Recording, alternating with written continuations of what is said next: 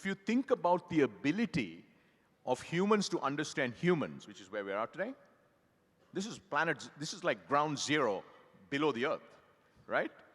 The capability of machines are going to be so strong. If you think that, hey, we've figured out how to get your attention, this is nothing about what's going to come, right? What's going to come is we're going to figure out everything.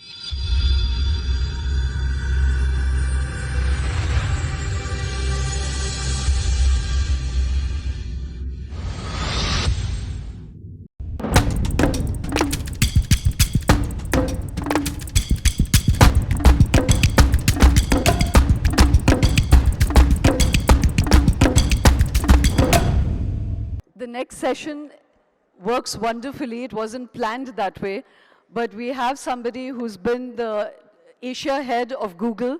He's worked with Dell, he's worked with Microsoft, he's worked with Sequoia Capital, and is now the managing director and partner at PeakXV Partners, which is an investment company, and has really been augmenting the technological sort of efflorescence in India.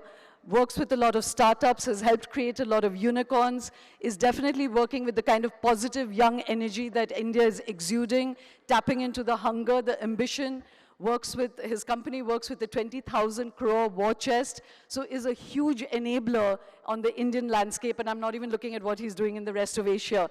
But ladies and gentlemen, to weigh in on all these conversations, the positive, the negative, the gray, and the future, please welcome on stage Rajan Anandan.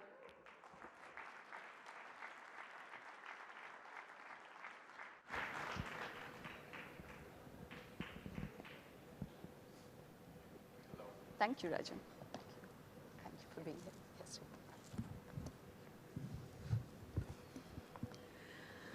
Thank you so much for coming, Rajan. And also the wonderful shout out that you gave to Synapse even before it began. I must just say this to all of you, but Rajan was super generous when he was talking about Synapse and why he agreed. He said, this is not just the first of its kind conference in India, but possibly the world. So coming from Rajan, that's a lot, and so thank you for saying that, Rajan. Congratulations. It's amazing to see so many folks here to attend the conference. Thank you, thank you. Rajan, I was going to talk to you a lot about just the enabling environment of technology startups, the young India, what is distinctive about India's relationship with technology. Actually, let's start with that. And then, I don't know how much of the previous session you were watching with Jaron Lanier. He said some very interesting, very provocative stuff about big technology and the ideology and mindset that's driving it. So I would love to have your comments on that because you've also lived within that system for many years. But let's start with the India stuff.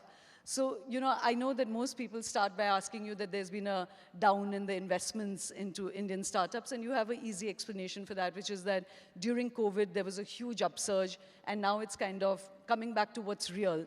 But even more interesting than how much capital is coming in or not, is that what is distinctive about the kind of technological startups that are happening in India and elsewhere in the world, or is there a distinction at all? Yeah, firstly, thanks for having me, and great to be here. So look, I just got back from the Bay Area last week. We spent a whole week there. So if you look at venture capital, which is sort of, what I do for a living now, which is investing in startups. In the US venture capital today is all about one thing, which is AI, right? And Indian venture capital and the startup ecosystem is all about a different thing, which is AI. But it's not artificial intelligence. It's all about India, right? Nice. And it couldn't be starker. The simplest way I think about this, Shoma, is if venture capital as an industry, which really in its current avatar was sort of in the mid-50s in the US, it's an investment that was made in Fairchild semiconductor company. If venture capital in its current avatar existed in the US, it would have actually been in the 1940s. You can imagine World War II just ended. The entire world was being rebuilt, and you had this whole venture capital machinery around the world. So what we are seeing in India is every single industry in India is being impacted by innovation, right? And that's, let's just start with consumer brands, right? There was a company called Mama Earth that we all know. Mama Earth went from idea to IPO in 7 years, and currently is valued at well north of 12 or 13,000 crores. It's a personal care brand, right? There are going to be, and there have already been many Mama Earths, but there will be at least another 50 Mama Earths over the next decade, right? Companies that will get built, that will go public. That's consumer brands. You can look at vertical commerce, you can look at gaming, you can look at travel, right? Make My Trip this year will be the most profitable public internet company. This is a company that, for a long period of time was not profitable, was very, very successful, but not profitable. So what we're seeing is consumer, you take it financial services, right? Some of the most successful investments that are being made today in the early stages are financial services companies, payments, insurance, wealth management, and so on and so forth. Then you go to healthcare, you go to education. So what is the difference is, and now, by the way, a lot of this is technology enabled, but they're not AI companies, right? And I'll talk about that too. So what is happening in India, really I would say outside of China, but even in China by 2009 was $4,000 per capita, right? And the golden era of the Chinese internet startups was, I would say, probably 2008 or 9 for about a decade, and then they started making regulatory changes. So what we're seeing in India is being built, right? As India is being built, as India is being developed, every single sector is seeing this extraordinary level of innovation, right? And in each one of these sectors, I can give you examples. And that is unprecedented. It is literally like if we went back to post-World War II America and said, you know what? The entire nation now will be built by, and by the way, it was. Venture capital didn't exist in its current avatar when Sam Altman started Walmart. Indian retailers are being started by entrepreneurs now who have access to capital. The biggest banks in the US didn't get built when there was, although the next generation of fintech companies are being built. So long answer to your question, it's really a very, very interesting time. And the world hasn't seen the kind of innovation at a point in time that we're seeing in India in the history of startups and venture capital. So what we're seeing in India is actually very, very unique in this context, right? It's not really about artificial intelligence only. It's all about India, which is a different kind of AI. Right. No, that's wonderful and fascinating to know. But because we're in a science and tech conference, I wanted to ask you that all these things that you just described, is it using the technologies created by others and are being deployed in, thankfully, much more socially relevant contexts? And like you said, to build a nation with a new kind of, it's a new milestone because technology can enable it. So, but is it technologies that are literally, that has been invented elsewhere and being deployed differently? Are also new technologies being created in India? Yeah, I think it's a combination of both. Look, if you go back to 2015, which was only 9 years ago, India was not in the top 100 countries on digital payments, okay? We were just not on the map. I think about 2 years ago, India became #1 on that map. We have 48% of real-time digital payments transactions. And globally? Globally, yeah. 48% of global real-time transactions is in India. I'll give you another interesting statistic, okay? I think in the month of December or January, either like last month or the month before that, the number of monthly transactions on UPI crossed 13 billion, which is more than MasterCard globally. UPI is 7 years in, right? So now the interesting thing is the underlying technology infrastructure, the architecture. I know you have Sharad, who's here this afternoon. His team was very, very instrumental with Nandan and others to actually, with NPCI primarily, but with support of all these leaders. So UPI is a world's first innovation. It is going to it has already led to the largest real-time payments infrastructure in the world. The world's never seen anything like it, right? And what we are going to see is many, many, many more innovations like UPI. I'll give you another interesting example. India has about $30 billion of consumption of semiconductor chips. None of those chips are made in India today, right? We think that by the end of the decade, there'll be a certain percentage. Maybe it'll get to double digits. But certainly by 2040, we will make most of the chips consumed in India will be made in India, will be designed in India, and as soon as we have fab infrastructure. But they will be, hang on one sec, but they will not be dependent on ARM. They will not be dependent on ARM, the big semiconductor company, right? Today, most of the core IP, it'll actually be based on RISC-V, which was co-developed by Berkeley and IIT Madras. So in industry after industry, what you're going to see, and we can talk about AI in a minute, since AI conference largely, or Future of Tech conference. Not AI conference, Future of Tech conference. But even in AI, what we'll see is significant innovations, right?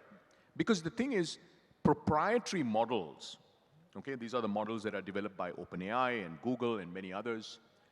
Those models are just too expensive for what Nandan Nilankani calls population scale deployment that impacts every Indian, right? So over the next few years, you will see education agents, which are basically tutors that are AI-based tutors in education.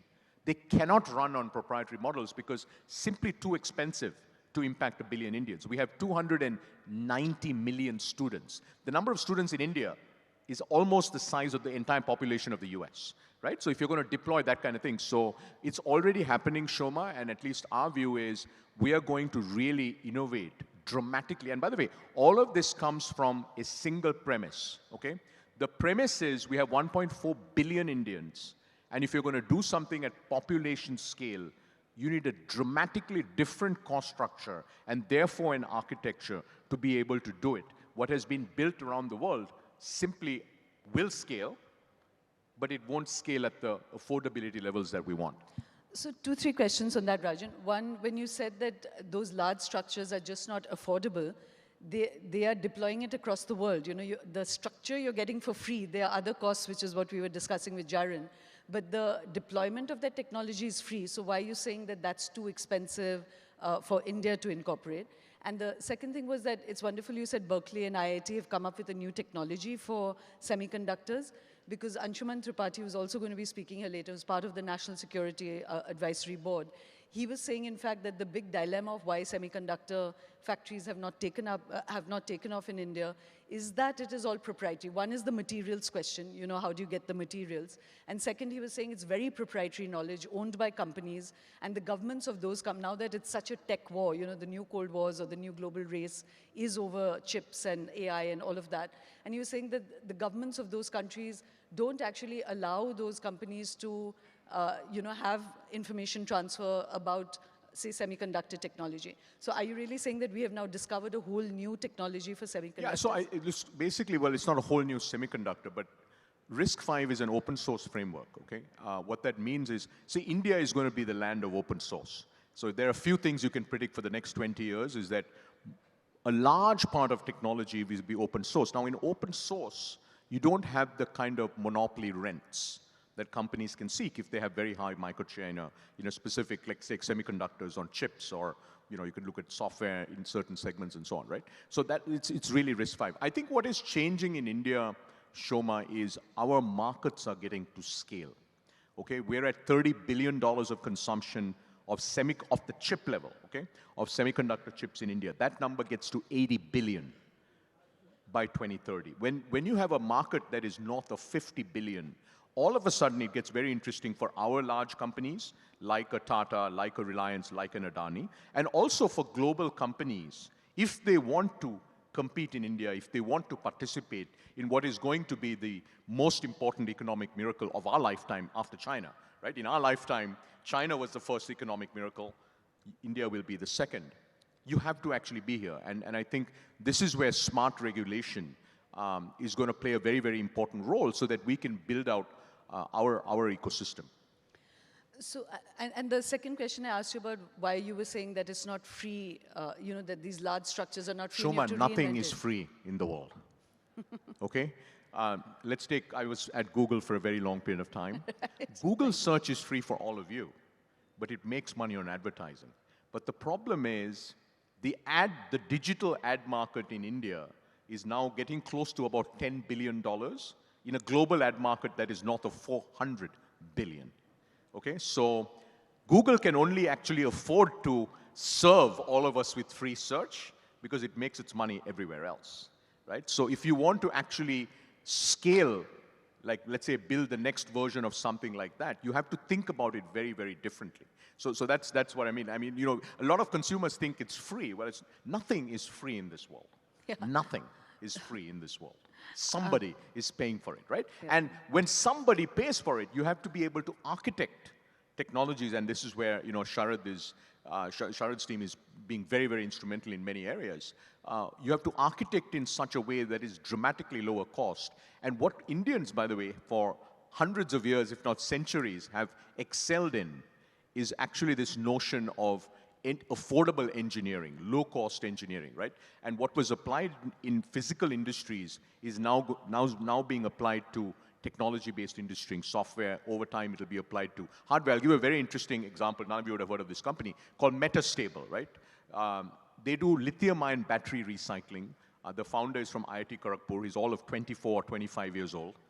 They have developed a process, Shoma, that is 20% of the capex and 20% of the opex of any battery recycling company on the planet.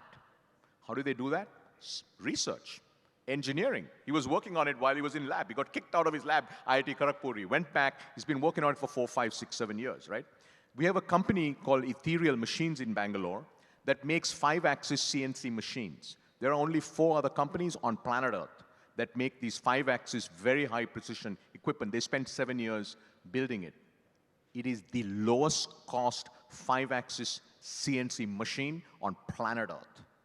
So these are the things that are beginning to happen. And when these sorts of things start, and by the way, this is all 100% Indian IP, 100% made in India technologies, right? So what you will see over this, starting this decade, going into next decade, is a large number of proprietary IP at the software level, at the hardware level, at the semiconductor level, being developed. And it's being developed by Indian entrepreneurs, by Indian scientists, by Indian engineers, because of the needs that we have. That's amazing, Rajan. And in fact, Sharad, when we were talking, he was saying that even conceptually, if India can export, apart from this exuberant story of growth and young entrepreneurship, he was saying just the concept of value-based technologies, technologies that are serving people, is something that really should be an Indian export to the world, because it's very different from the way, and that's what Jaron was talking about also, is very different from the way Silicon Valley is approaching technology. It's technology for technology's sake, rather than for serving something called a human being. So India's clearly doing that, and that's amazing. But there are a couple of other things around this whole entrepreneurship, Rajan. One is that, and you yourself say that you're somebody that just believes in thinking big, acceleration, it has to be huge. Do you think that even there's a little bit of reset that needs to happen? We've looked at a couple of really, feel-good companies, say Byju's or Oyo, which were like flagship Indian entrepreneurship. What do you think lay at the heart of their, downfalls right now, declines right now, all the controversies around them?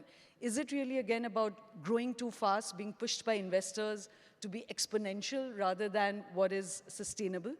Yeah, I think, look, firstly, you have to keep in mind that this current avatar or this current version of the Indian startup ecosystem is all of maybe 15 years in, right? There was the first generation, well, there have been many generations, but in modern India, I would say the first generation was IT services, right? Infosys, Wipro, companies like that, Tata Consulting Services.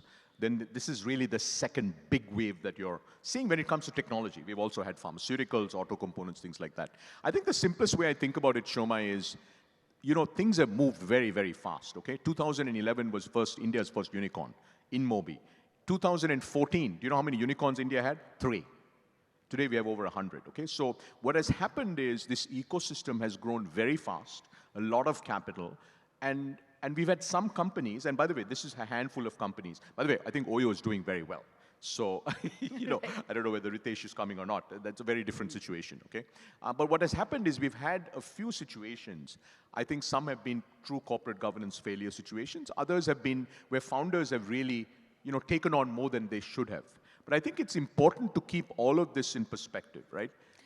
Startups. I just want to intervene for one moment that, of course, founders may take on more than they can. I was asking about the investment culture, because when it's again about the nature of money, technology, none of that exists outside of the people driving it or the psychology driving it. So I was just asking whether there's a reset even for investors to be just a bit more patient. So I think what has changed is, if you go back to 2021, because the cost of money was zero, right? When you were in a zero interest rate environment, you could actually invest a lot of capital and try to grow a company because it didn't matter when you got profitable. But when your interest rates now at 4, 5, 6%, depending on the country, not India, but globally in developed markets, all of a sudden you can't really grow forever without making profitability, right? So what has changed dramatically over the last 18 months, Shoma, is investors are looking for businesses that have very strong business models, i.e. either you're profitable now or you're going to get profitable soon. If nothing else, you're going to have a very clear path to profitability, right? So and because of that, what you'd be amazed by, and I know currently there's a sort of the headlines on startups aren't great. Actually, I'd say probably quite negative, and rightfully so, because everybody sees what is happening today that is visible, right? But we have 400 active companies at PeakXV. And when we look at our portfolio, it is remarkable how quickly companies are turning profitable. Right? So in fact, I think what we're going to see by the end of this year, actually, so March this year, we'll see these results emerge starting in September. I think next year, by September, we'll have the March 25 results. I think we'll all be shocked when we see the March 25 results being published, because a large number of companies will not just be profitable, they'll be very profitable, right? So at the end of the day, look, Indian entrepreneurs are very, very good, okay? At the end of the day, they all understand, and I think we all understand that at the end of the day, you have to generate not just profits, but free cash flow. That's beginning to happen. You're not seeing it because those results haven't been published, but investors like us, who are investors in a large number of companies, see that, right? And it's very, very encouraging. So what has changed is which is we want to see a path to profitability, if not profitability. Right. So, you've said also that you really want entrepreneurs to address large problems, not to think small, but big problems. So what in your portfolio, in your book, are the big problems in India that you're excited about or that you're trying to fix, and then are backing people who may fail or who may not, but are really trying to serve some particular problem? What are those problems? Yeah, look, I mean, I think, as I said, Rick, we are beyond the stage of one or two problems that Indian startup entrepreneurs are trying to solve, right? India today has a twin engine innovation ecosystem, okay? One engine is innovating for India. That's what we talked about, right? Whether it's consumer brands, whether it's travel, whether it's gaming, whether it's financial services, whether it's healthcare, whether it's education. By the way, we don't have enough of anything, okay? India is today the largest supply-constrained market on planet Earth. But it has to be supply that is geared to the demand constraints that we have, right? So that's the first engine. I call it innovating for India. What do you mean by that? It has to be supply based on demand constraints. Demand constraint, because a lot of products that we have today are developed for the top 100 or 200 million Indians, okay? So why does HUL have a market cap of $70 billion? It's a huge company. Hindustan Unilever, right? Which used to call HUL, now it's called HUL. Because they figured out how to get consumer products to every Indian. Right? The sachet model, the large-scale distribution model. How do you get to 650,000 villages of India, right? Very few Indian entrepreneurs have started thinking like that. Now, why does UPI have 48% of real-time payments infrastructure? Because they built an architecture that made it effectively zero MDR. The merchants don't have to pay. The customer doesn't have to pay. Now you have to, so you have to sort of innovate at this level, right? So that is the first engine of innovation, which is innovating for India. The second engine that we have is innovating for the world. Instead of innovating for $3.5 trillion economy, now, last year, by the way, the global economy surpassed $100 trillion, right? Today, what we have is about 40% of new Indian startups that get funded are focusing on the world from day zero. They're not innovating for the 1.4 billion Indians or the 100 million Indians, right? So what we have today is this extraordinary menu of opportunities that Indian entrepreneurs are going after. So, it's hard for me to say any one thing, but let's take AI, okay? We're at this is literally the first ball of the first test of the 5-test series that we're in. Right? Everybody is very excited, and we all should be. We're super excited. ChatGPT got 200 million users, faster than anybody else. We got all of this. But the reality is, it's still day zero, right? And what we are good at, as India, is applying technology to real problems, right? TCS is in the top 5 IT services companies globally, Shoma. 3 of them are Indian. They didn't invent the operating system. They didn't invent any hardware. They actually just applied technology to help the largest companies in the world get better. right? What you're going to see in India when it comes to AI is Indian entrepreneurs applying technologies to the most important Indian problems, healthcare, education, climate, you name it, right? As well as globally, right? So for instance, we have in our portfolio, we have about 30 AI companies. Many of them are very early stage, but they're doing really, really interesting things, right? To help everybody from the Indian consumer, but to US healthcare, right? So that's sort of the opportunity that we have today. So it's hard for me to say, is there one thing that I'm excited about? Right. So just two quick questions. One is about this whole nature of big tech, and because you were in it, and I found it interesting when you said that there is nothing free, somebody's paying for it, and it's not just the advertisers paying for it. That's what we were discussing with Jaran, that we are also paying with our attention. It's an attention economy. They're literally playing with the chemistry of your brain. Hooking you onto something is what is making the advertiser hungry to pay to Google or any of the others. So would you, now you're not in Google, one, when you were in Google, were you uncomfortable about this business model? And two, now that you're outside of it and you can look back on that entire ecosystem, do you think that that really is not serving society, while it is giving many conveniences and enabling a lot, but fundamentally the business models of these big tech companies has a kind of, we're talking about political polarization, mental health issues, this kind of atomization of people's attention where everyone is in their own bubbles, all of you know that whole system, we all know of it. So would you say that there's a problem there, and did you feel it when you were inside? I think, look, firstly, it's very naive to think that anybody is going to build an extraordinary valuable product or service that requires billions of dollars, right? Because to run Google search costs many billions of dollars of hardware, of data centers and things like that, right? It's very naive to think that you could build something like that, take it to market, or take YouTube, or take Facebook or Instagram, and not be able to monetize it because you can't build it, right? So the simplest way I would answer that question, Shoma, is to say, how many of you in this room can live without Google search? One hand is probably on perplexity, because if you put, in the Bay Area, lots of hands will go up and it's just perplexity. There we go. So, at the end of the day, the question I ask is, have you built something that is very, very useful, right? And then you have to find a way to monetize it, right? If it wasn't advertising, it's something else. If I didn't have your data, I couldn't monetize. But then I think it's important, and I think I am actually, since I spent a long time at Google, I was also at Microsoft, I was also at Dell, right? So I got big tech, every big tech, almost. The important thing is, ask this question of, are they putting in place the guardrails, right? As we go into AI, we'll have deep fakes, we'll have all these things that'll happen, right? Are they putting in place the guardrails? And what I can say is, look, none of these companies want to be evil. That I can say for sure, okay? None of these companies want to be evil. They want to do good for the world, right?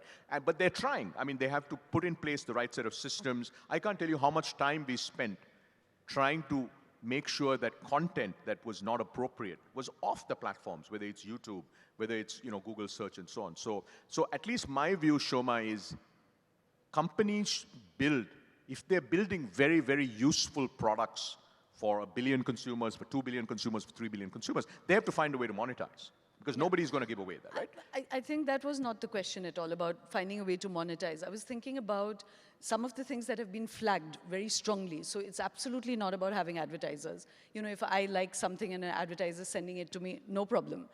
I think the issue and the problem that everyone's trying to grapple with in how it's changed societies is, say, back in, I think it was 2008 or 2011, just to finish my question, that there were, likes, notifications, things which were really playing with your dopamine loops, and there were people that were flagging it from within the companies, people who wrote papers, people who were whistleblowing, saying, hey, why are we trying to entrap people's attention in a way which could really be bad, or that you have differentiated reward loops so that you know what that's doing to your brain. You're literally trying to create dopamine loops so that people stay with you. I agree with you, it's not stemming from a place of evil, but when people flag to you that it is harming society and you still don't undo it, or you sack people who are trying to flag those things, that's how whole social dilemma, all these, so there are many whistleblowers. I think it's a very good point. Firstly, I'm not familiar with that particular set of social media related things, right? But at least the way I look at this, Shoma, is have you built something very useful that large number of people want to use, right?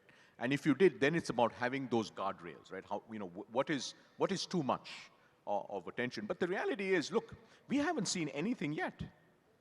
You know, this is a tech conference. If you think about the ability of humans to understand humans, which is where we are today, this is like ground zero below the earth, right?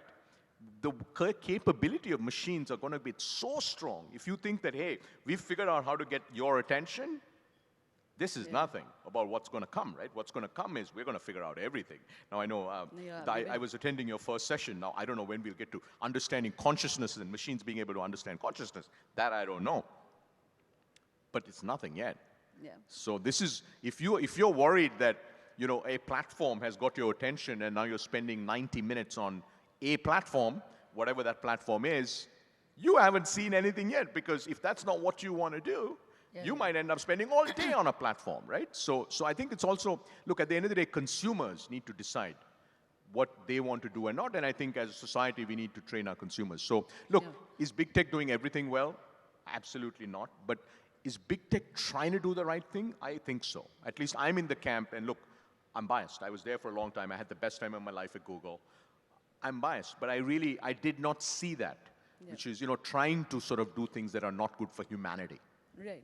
No, as I said, at every juncture, you know, I've been caveating every problem you raise by reminding ourselves that there's a whole plethora of goodies, you know. What's the cost those goodies are coming in? We had a creative session here where we had all the directors, Javed Akhtar, Raju, you know, Shekhar Kapoor, and they were not being worried about Sora, you know, and I was saying, my God, like that Sora, we're going to all be in this tiny circle of creation, you know, creating yourself. It's like Narcissus. You'll be like just looking into your own pond and only gazing at yourself, because that's how mesmeric all of this is, you know. So I agree with you. I think this is point zero of where we are headed, and that's what this whole conference, both the exhilaration, the excitement, celebrated, but also impacts, implications, ethics of doing this, you know. But thank you very, very much, Rajan. We are running a little bit late, so I'm going to cut this short. Thank you for having me. Thank you. We needed this exuberant conversation about where we are headed. I do remember one quick question, which I think will be of interest. Another bewildering part of Indian economy is that there's all of these wonderful figures you reeled off, and at the same time, there are these huge figures of inequity, and I know that it's all been there before, but there's this sense of a growing divide of inequity as well, and concentration of wealth. How do the two things sit together, you know? Yeah, look, so I think let's just make it specific, okay? How are we going to make sure that the 290 million Indian students, 250 million K through 12, 40 million higher ed, get world-class education? It's through technology. It's through innovation. We will never have enough teachers. We'll never have enough schools. How do we do the same thing in healthcare? It's innovation, right? It's not AI per se, but it's innovation in medical technology and so on. So the way I think about it is, I think we'll look back 30 years from now, Shoma, I'll end with this, to say that India developed in a fundamentally different way, in a way that the world's never seen before. And at the core of that, of course, there have to be many things, right? Great policy, great regulation, great governance, and so on. But at the core of that is this extraordinary innovation that we had to do because we had to do it. So we'll end with that. Thank you very much, Rajan. It's been a real pleasure having you here. Thank you.